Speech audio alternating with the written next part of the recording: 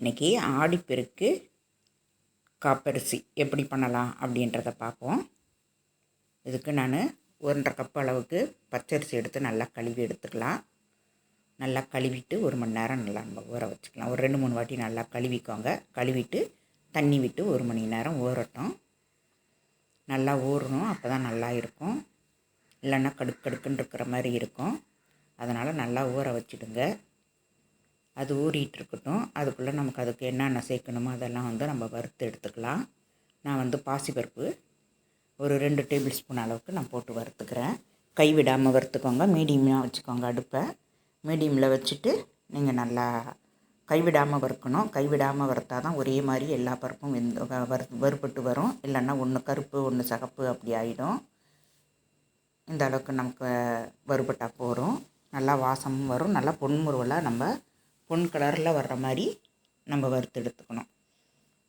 இப்போ அதே கடாயிலேயே நான் 1 டேபிள் ஸ்பூன் அளவுக்கு எள்ளு போட்டிருக்கேன். கருப்பு எள்ளு தான். உங்கள்கிட்ட வெள்ளை எள்ளு கிடச்சா கூட நீங்கள் வெள்ளை எள்ளு கூட போட்டுக்கலாம். நமக்கு டேஸ்ட்டுக்காக தான் நம்ம போடுறது. இது நல்லா வாசனையாக நல்லா இருக்கும். இதுவும் கை விடாமல் நல்லா வறுத்து எடுத்துக்கணும். கை விட்டீங்க அப்படின்னாவே நமக்கு ஒரு மாதிரி ஆகிடும். பாருங்கள், இப்போ பொரியிற டயத்தில் நம்ம எடுத்து நம்ம வேறு பாத்திரத்தில் மாற்றி எடுத்துக்கலாம். இதை அப்படியே மாற்றிக்குவோம்.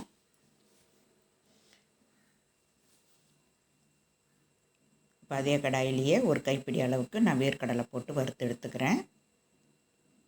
இதுவும் கைவிடாமல் வறுத்துக்கோங்க. நல்லா வறுத்துக்கணும். ரொம்ப பச்சையாகவும் இருக்கக்கூடாது, ரொம்பவும் வறுபட்டுறக்கூடாது. கசப்பு தன்மை வர்ற அளவுக்கு நம்ம வறுபட்டுறக்கூடாது. அதனால் நல்லா பார்த்து வறுத்து எடுத்துக்கோங்க. இதுவும் ஒரு பாத்திரத்தில் இருக்கட்டும்.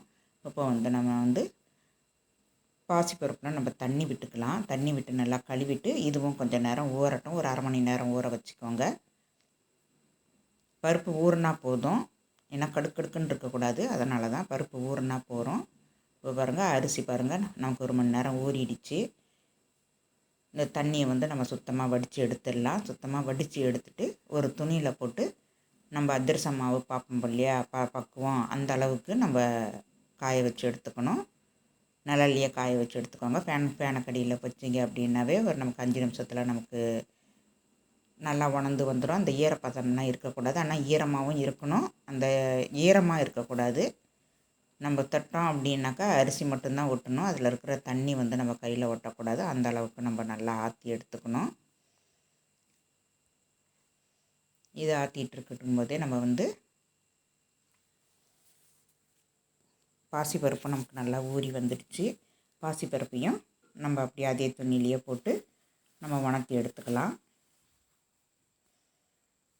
பாசிப்பருப்பு நல்லா உணர்த்தி எடுத்துக்கலாம்.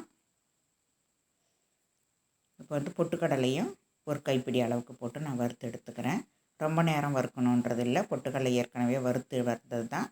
நம்ம கை பொறுக்கிற சூடு வந்தால் நமக்கு போதும். நம்ம சாப்பிட்றதும்போது நமக்கு அது நல்லா இருக்கும் சாப்பிட்றதுக்கு. அதுக்காக தான் கொஞ்சம் வறுக்கிறது.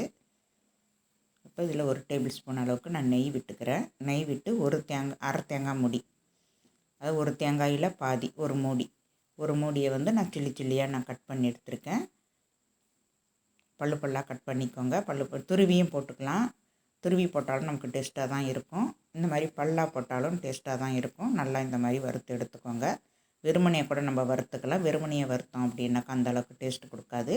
அதனால் 1 டேபிள் ஸ்பூனு நெய் விட்டு வறுத்துக்கோங்க. பாருங்கள், நான் வேர்க்கடையில் இருக்கிற தூளெல்லாம் எடுத்துட்டேன்.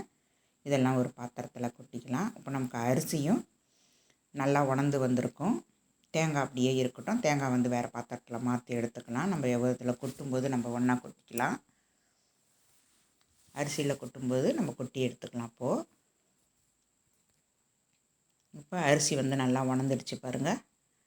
நல்லா உணர்ந்துடுச்சு. ஈரம் கிடையாது. ஆனால் ஈரமாக இருக்கும். அரிசியை பார்த்தோம் அப்படின்னா கையில் அந்த ஈரம் ஒட்டாது. அந்த அளவுக்கு எடுத்துக்கோங்க. இது நம்ம மிக்ஸி ஜாரில் போட்டு பல்ஸ் மோரில் 2 பல்ஸ் மோர் கொடுத்துக்கோங்க. நிறையா கொடுத்துடாதீங்க, மாவாக போயிடும். 2 பல்ஸ் மோர் எடுத்துக்கோங்க. ஒன்றும் பாதியமாக அரைச்சாவே போகிறோம்.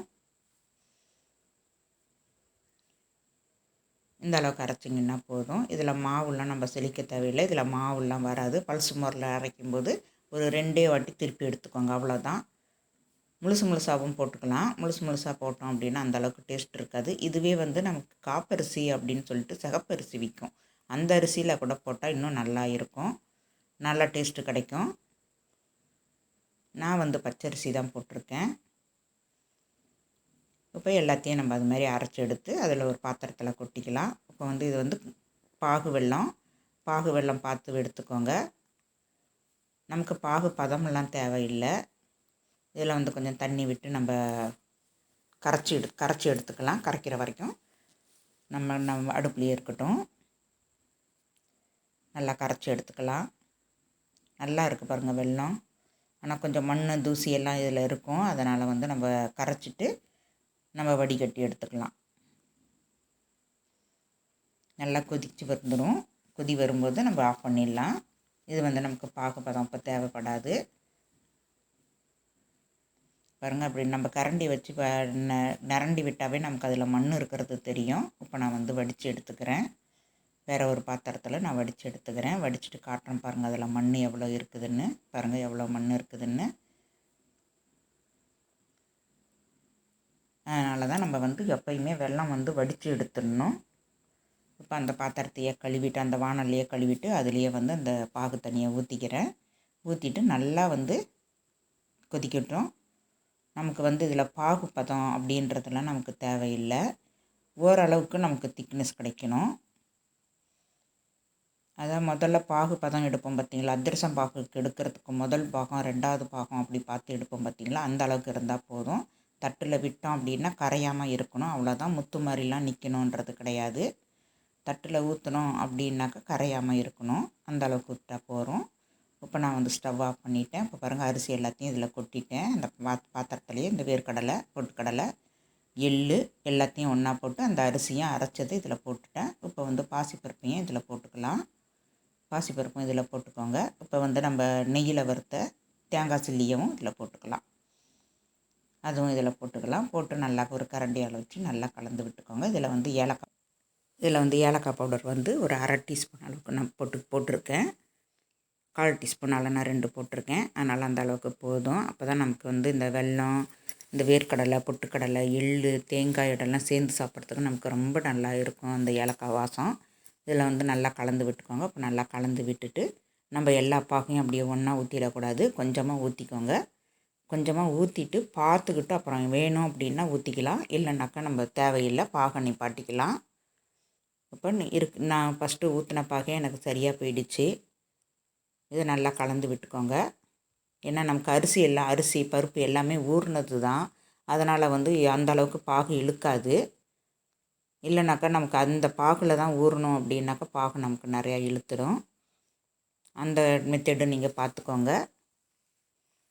இதுதான் எங்கள் ஊர் திருச்சி சைடெல்லாம் பார்க்குறது. திருச்சி சைடு காப்பரிசி எல்லாம் இப்படி தான் பண்ணுவாங்க. திருச்சி சைடு, தஞ்சாவூர் சைடு எல்லாம் இப்படி தான் பண்ணுவாங்க. இதுவே இன்னொரு மெத்தேடு கூட இருக்குது. அது அடுத்த வாட்டி நான் காட்டுறேன். தேங்க்யூ.